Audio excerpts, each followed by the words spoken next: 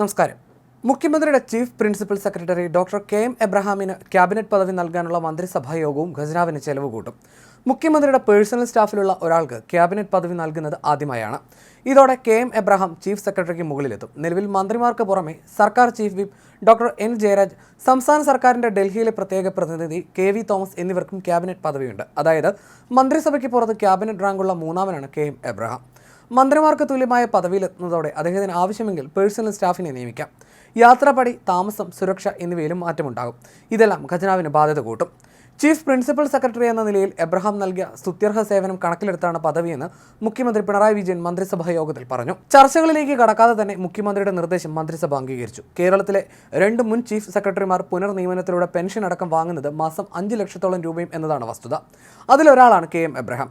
ഈ ഉദ്യോഗസ്ഥനാണ് ക്യാബിനറ്റ് പദവി കൂടി നൽകുന്നത്. ചീഫ് സെക്രട്ടറി റാങ്കിലുള്ള അതേ ശമ്പളം പെൻഷനൊപ്പം വാങ്ങുന്നത് ചട്ടവിരുദ്ധമാണെന്നാണ് ആക്ഷേപം. അഖിലേന്ത്യാ ഉദ്യോഗസ്ഥരുടെ സർവീസ് ചട്ടത്തിലെ 4(2) വകുപ്പ് അനുസരിച്ച് വിരമിച്ചവർ പുനർനിയമന കാലത്ത് പെൻഷൻ വാങ്ങാൻ പാടില്ല.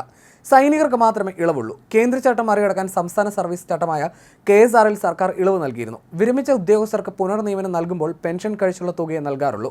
ലോകായുക്തയിലും മനുഷ്യാവകാശ കമ്മീഷനിലുമടക്കം നിയമിതരായ റിട്ടയർഡ് ചീഫ് ജസ്റ്റിസുമാർക്ക് പോലും ഇങ്ങനെയാണ് നൽകുന്നത്. എന്നാൽ കെ.എം. എബ്രഹാമിന് വൻ തുക ഇപ്പോൾ പ്രതിമാസം കിട്ടുന്നുണ്ട്. അക്കാദമിക മികവ് കൂടി കണക്കിലെടുത്താണിതെന്നാണ് സർക്കാർ നൽകുന്ന വിശദീകരണം. Cabinet പദവിയിലെത്തിയ K M. എബ്രഹാം ജീവനക്കാരെ നിയമിക്കുമോ എന്നതും നിർണായകമാണ്. മുഖ്യമന്ത്രിയുടെ ചീഫ് പ്രിൻസിപ്പൽ സെക്രട്ടറിയും മുൻ ചീഫ് സെക്രട്ടറിയുമാണ് ഡോക്ടർ കെ.എം. എബ്രഹാം. കിഫ്ബിയുടെ CEO എന്ന പദവിക്കൊപ്പം KDISCന്റെ ചെയർമാൻ കൂടിയാണ് കെ.എം. എബ്രഹാം. നിർണായക ഉത്തരവാദിത്തങ്ങളുള്ള വ്യക്തി എന്ന നിലയ്ക്കാണ് എബ്രഹാമിന് പിണറായി സർക്കാർ ക്യാബിനറ്റ് പദവി നൽകുന്നത്. 1982 ബാച്ച് IAS ഉദ്യോഗസ്ഥനാണ് കെ.എം. എബ്രഹാം. കേരള സർവകലാശാലയിൽ നിന്ന് സിവിൽ എഞ്ചിനീയറിംഗിൽ BTechും കാൺപൂർ IITയിൽ നിന്ന് MTechും നേടിയ ശേഷം അമേരിക്കയിലെ മിഷിഗൺ സർവകലാശാലയിൽ നിന്ന് ഡോക്ടറേറ്റ് നേടി. 2008 മുതൽ 2011 വരെ സെബി അംഗമായിരുന്നു. ആദ്യ പഠനം സിവിൽ എഞ്ചിനീയറിംഗിലായിരുന്നുവെങ്കിൽ പിന്നീട് ധനകാര്യ മേഖലയിലേക്ക് കുടിച്ചുകൂടി മാറ്റി. അമേരിക്കയിൽ നിന്ന് തന്നെ CFA നേടിയ Abraham Stanford, John Hopkins university of California, Los Angeles എന്നിങ്ങനെയുള്ള ലോകോത്തര സർവകലാശാലകളിൽ നിന്ന് വിവിധ വിഷയങ്ങളിൽ സർട്ടിഫിക്കറ്റ് കോഴ്സുകളും പാസ്സായിട്ടുണ്ട്. Machine reading, big data, statistical inference, exploratory data analysis എന്നിങ്ങനെ എബ്രഹാം പഠിച്ച വിഷയങ്ങളുടെ എണ്ണം ഏറെയാണ്. TKM എഞ്ചിനീയറിംഗ് കോളേജിൽ അധ്യാപകനായി ഔദ്യോഗിക ജീവിതം തുടങ്ങിയ എബ്രഹാം ആലപ്പുഴ കളക്ടറായും സിവിൽ സർവീസുകാരൻ എന്ന നിലയിൽ ശോഭിച്ചു. IASകാരൻ എന്ന നിലയിൽ കേരളത്തിൽ സർക്കാർ സംവിധാനത്തിന് അദ്ദേഹം നൽകിയ സംഭാവനകൾ വളരെയാണ്. സംസ്ഥാന ധനകാര്യ വകുപ്പിന് ഇന്ന് കാണുന്ന രൂപവും ഭദ്രതയും നൽകിയത് എബ്രഹാമാണ്.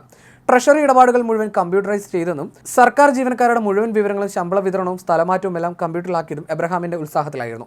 തിരുവനന്തപുരത്തെ സെക്രട്ടേറിയറ്റ് മന്ദിരത്തിൽ ആദ്യം കമ്പ്യൂട്ടറുമായി വന്ന ഉദ്യോഗസ്ഥനും അദ്ദേഹം തന്നെ. 1986 കമ്പ്യൂട്ടർവൽക്കരണത്തിനെതിരെ പ്രതിഷേധം നടക്കുമ്പോഴായിരുന്നു അത്. സംസ്ഥാന സർക്കാരിന് വേണ്ടി ഒരു കമ്പ്യൂട്ടർ നയം തയ്യാറാക്കി അന്നത്തെ ചീഫ് സെക്രട്ടറി V. രാമചന്ദ്രന് സമർപ്പിക്കുകയും ചെയ്തു അദ്ദേഹം. 1996 നായനാർ സർക്കാരിന്റെ കാലത്ത് ധനസെക്രട്ടറി ആയിരിക്കെ മോഡേണൈസിംഗ് ഗവൺമെന്റ് പ്രോഗ്രാം എന്ന പദ്ധതിക്ക് നേതൃത്വം നൽകി. അഡീഷണൽ സ്കിൽ അക്വിസിഷൻ പ്രോഗ്രാം എന്ന പേരിൽ വിദ്യാർത്ഥികൾക്ക് വേണ്ടി ഒരു നൈപുണ്യ വികസന പദ്ധതി അദ്ദേഹത്തിന്റെ നേതൃത്വത്തിൽ തുടങ്ങി.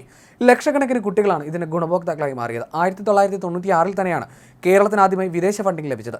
സംസ്ഥാനം കടുത്ത സാമ്പത്തിക പ്രതിസന്ധിയിലൂടെ കടന്നുപോകുന്ന സമയമായിരുന്നു അത്. ഇതിന് പിന്നിലും എബ്രഹാമിന്റെ ഇടപെടൽ ഉണ്ടായിരുന്നുവെന്നതാണ് പിണറായി സർക്കാരിന്റെ വിലയിരുത്തൽ.